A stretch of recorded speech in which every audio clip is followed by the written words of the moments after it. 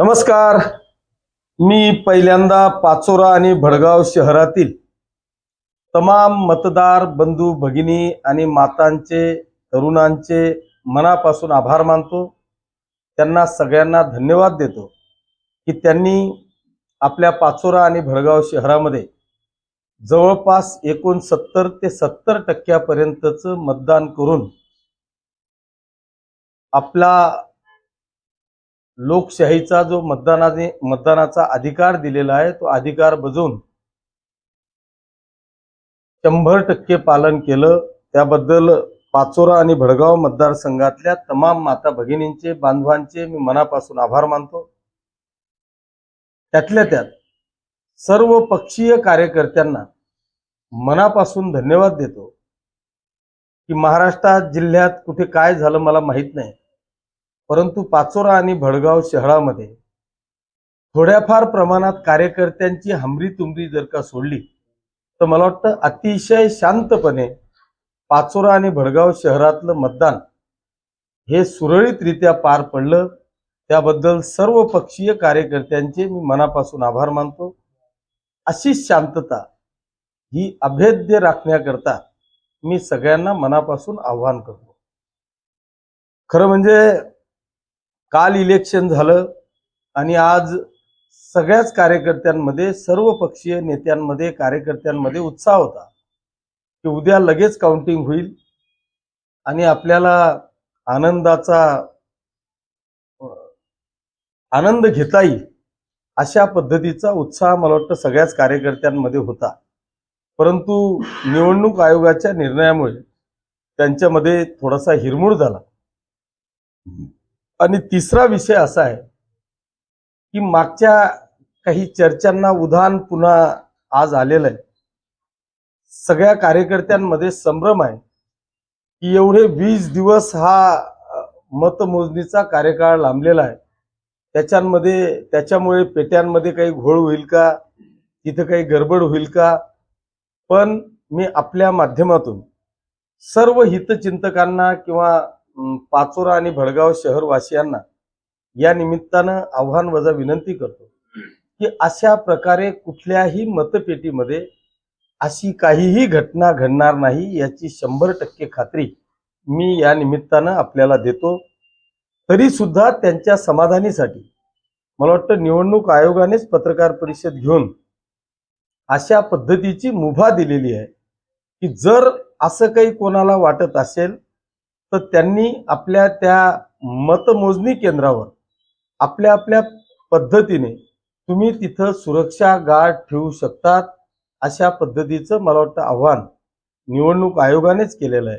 त्याच्यामुळे मी माझ्याकरता नाही पण माझ्या कार्यकर्त्यांच्या हितचिंतकांच्या समाधानीसाठी दोघही ठिकाणी मी स्वतंत्ररित्या आपलं गार्ड त्या दोघही मतमोजणी केंद्रावर लावणार आहे.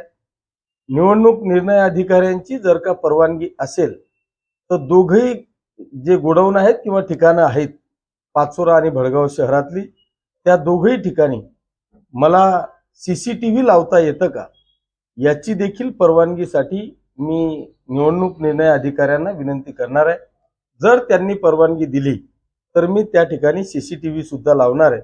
त्याच्यामुळे जो काही चर्चांना उधाण बाहेर येतोय त्या चर्चांना कुठेतरी पूर्ण विराम मिळावा यासाठी या दोघी गोष्टी मी या निमित्तानं त्या ठिकाणी करणार आहे. धन्यवाद. दुपारी 1 वाजता नगराध्यक्ष आणि सगळ्या नगराध्यक्ष पदाच्या नगरसेवक पदाच्या उमेदवारांची सामूहिकरित्या मीटिंग घेऊन प्रत्येक प्रभागामध्ये त्या नगरसेवकांची काय स्थिती आहे ही त्यांना विचारली. त्यांना विचारल्यानंतर त्यांच्या चेहऱ्याकडे पाहिल्यानंतर किंवा त्यांनी जो आनंद माझ्याजवळ व्यक्त केला त्या त्यांच्या चेहऱ्यावरचा आनंद आणि त्यांनी उपभोगलेला अनुभव, त्यानुसार असं वाटतंय की या पाचोरा शहरात आज एक नगराध्यक्ष आणि 26 नगरसेवक पदाच्या ज्या उमेदवारांची निवडणूक झालेली आहे, तर मला वाटतं पाचोरा शहरात आतापर्यंतच्या इतिहासात एवढे नगरसेवक निवडून आले नाहीत अशा पद्धतीचा एक ऐतिहासिक निकाल हा येत्या 21 तारखेला लागेल.